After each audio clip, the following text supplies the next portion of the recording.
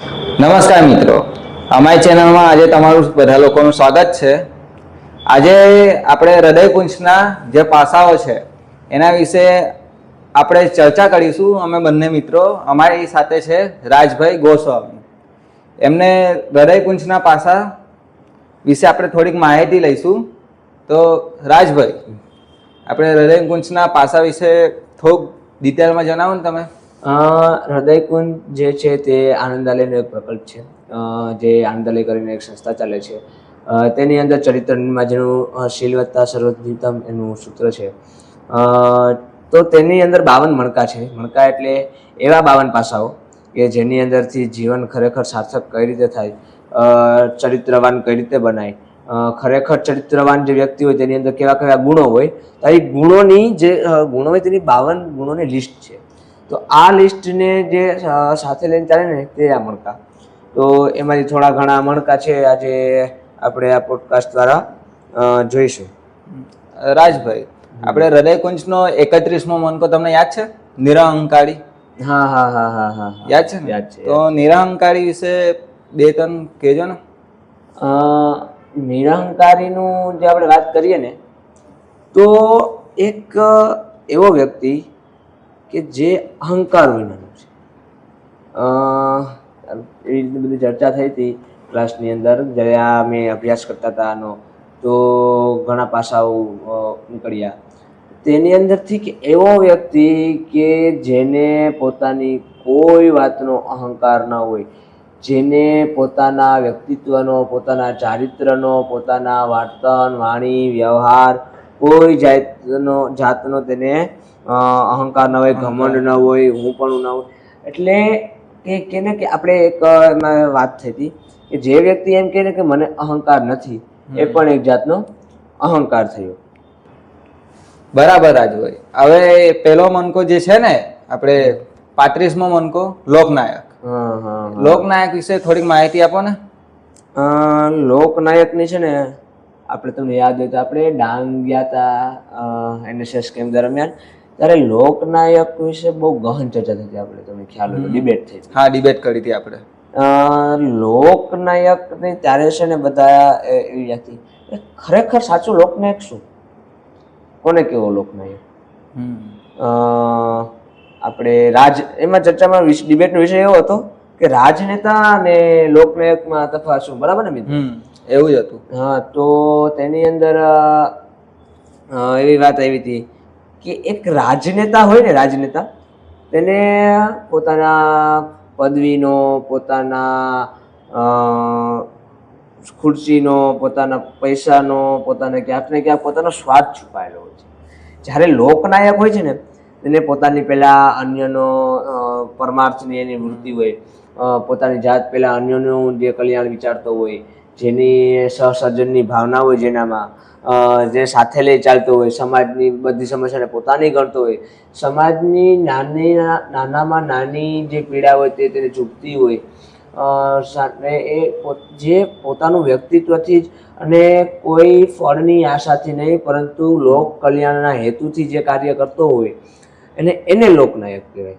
લોકનાયકના ગુણો જોઈએ તો એમાં ઘણું હોય કે જેમ કે પહેલાં તો જે 52ના મણકા છે તેને જીવતો હોય, તે અન્યનું સન્માન કરતો હોય, તે એક અહંકાર શૂન્ય હોય, પછી પ્લસ કે તેની અંદર નિસ્વાર્થ વૃત્તિ હોય, પ્લસ આનંદમય રહેતો હોય, પ્લસ કે તે અલગ અલગ આ રીતના ગુણોથી સંપન્ન હોય.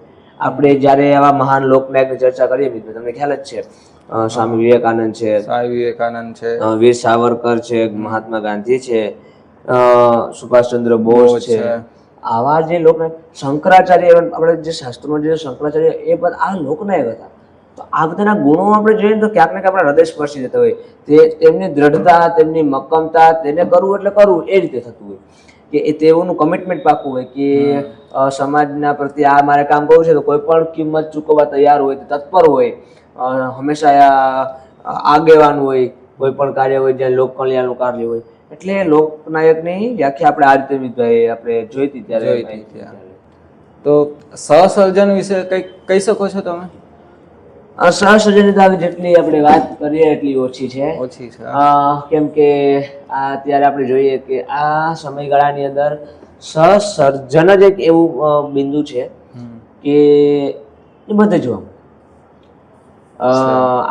આપણે ક્લાસમાં મને એક ઓલો બહુ ખૂબ હૃદય સ્પર્શી ગયો હતો. આપણો સિદ્ધાંત હતો ને, અકેલે હે તો હમ સિંધુ હે, નહીં અકેલે હે તો હમ બિંદુ હે, સાથ મિલે તો સિંધુ હે.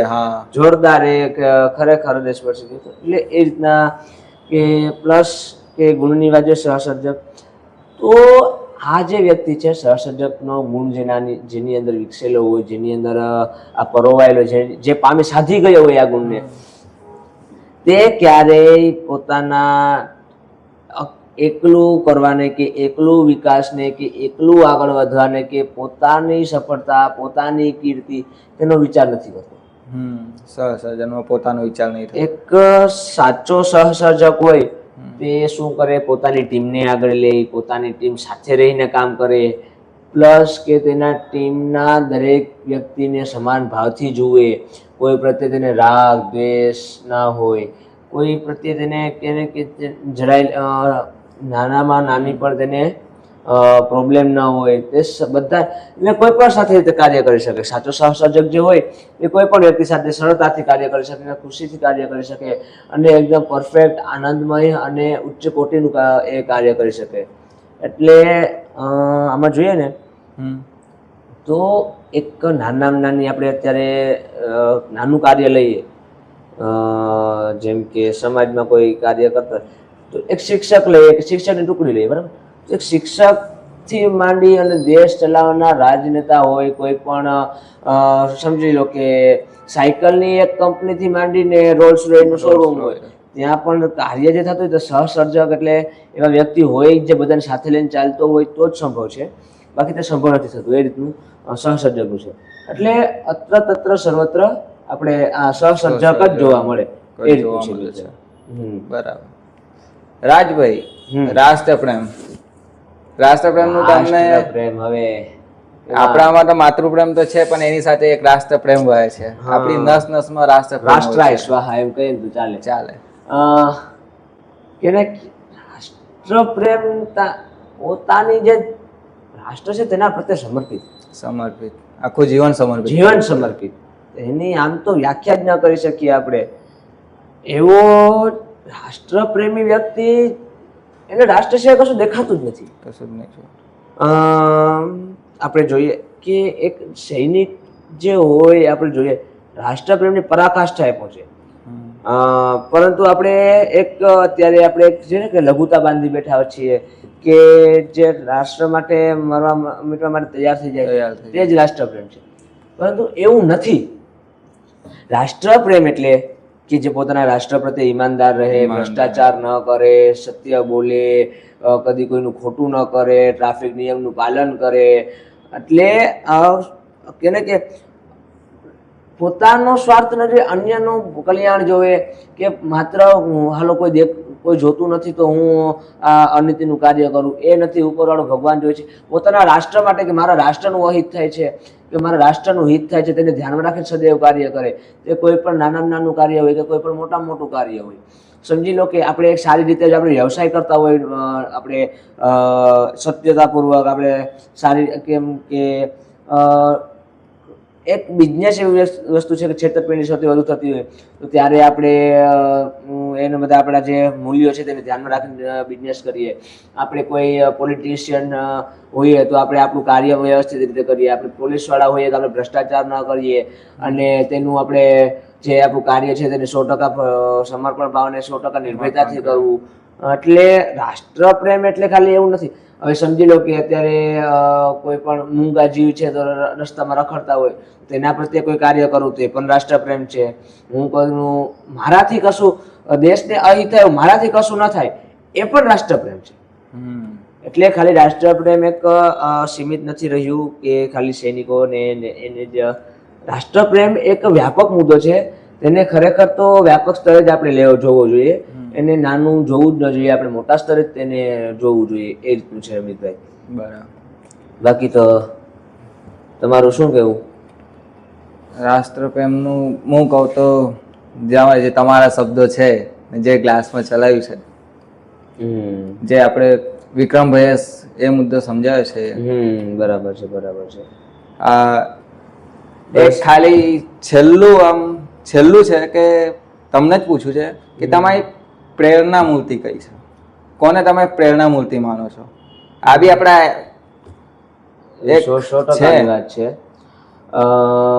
મારી પ્રેરણા મૂર્તિ માનું ને તો કે નાનપણથી જ એક વિચારની અંદર એક કે ને ઉગ્રતા સાથે મને બે વ્યક્તિ નામ તો હું આદર્શ માનું છું.